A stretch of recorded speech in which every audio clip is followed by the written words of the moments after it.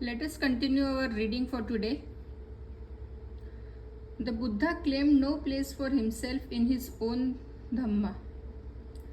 Christ claimed to be the prophet of Christianity. He further claimed that he was the Son of God. Christ also laid down the condition that there was no salvation for a person unless he accepted that Christ was the Son of God.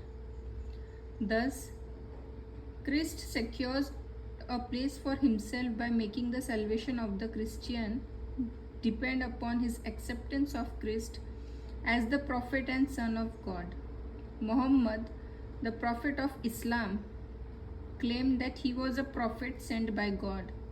He further claimed that no one could get salvation unless he accepted two other conditions. A seeker of salvation in Islam must accept that Muhammad is the prophet of God. A seeker after salvation in Islam must further accept that he is the last prophet. Salvation in Islam is thus ensured only to those who accept these two conditions. Muhammad thus secured a place for himself by making the salvation of the Muslim depend upon his acknowledgement of Muhammad as the prophet of God. No such condition was ever made by the Buddha. He claimed that he was no more than the natural son of Suddhodana and Mahamaya. He carved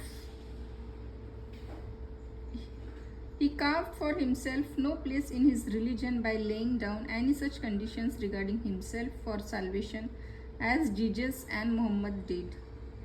That is the reason why we are left to know so little about himself, even though abundant material was available. That is the reason why we are left to know so little about himself, even though abundant material was available. As is known, the first Buddhist congregation was held soon after the death of the Buddha at Rajgraha. Kashyap presided over the congregation. Ananda, Upali and many others who belonged to Kapilavastu and who wandered with him wherever he went and were with him till his death were present. But what did Kashyap the president do? He asked Ananda to repeat the Dhamma and put the question to the congregation, is this right? They answered in the affirmative, and Kashyap then closed the question. Thereafter he asked Upali to repeat the Vinaya and put the question to the congregation, is this right? They answered in the affirmative. Kashyap then closed the question.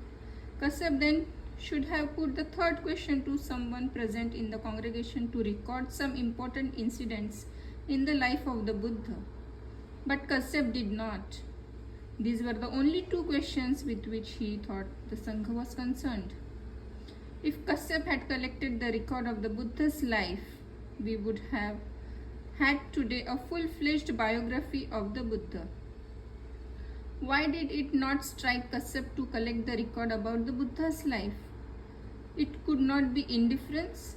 The only answer one can give is that the Buddha had carved no niche for himself in his religion. The Buddha and his religion were quite apart. Another illustration of the Buddha keeping himself out of his religion is to be found in his refusal to appoint a successor. Twice or thrice the Buddha was requested by his followers to appoint a successor. Every time the Buddha refused. His answer was, the Dhamma must be its own successor. Principle must live by itself and not by the authority of man. If principle needs the authority of man, it is no principle. If every time it becomes necessary to invoke the name of the founder to enforce the authority of Dhamma, then it is no Dhamma. Such was the view he took of his own position regarding his Dhamma. Let us stop here, as we have read that how other religions like Christianity and Islam, they have the concept of God, but Buddha himself declined any such things, and he says that his Dhamma is his own successor and principle must live by itself and not by any authority of man. So very significant message delivered by Buddha here. which we should ponder upon again and again. Thank you so much. Let us continue our reading tomorrow.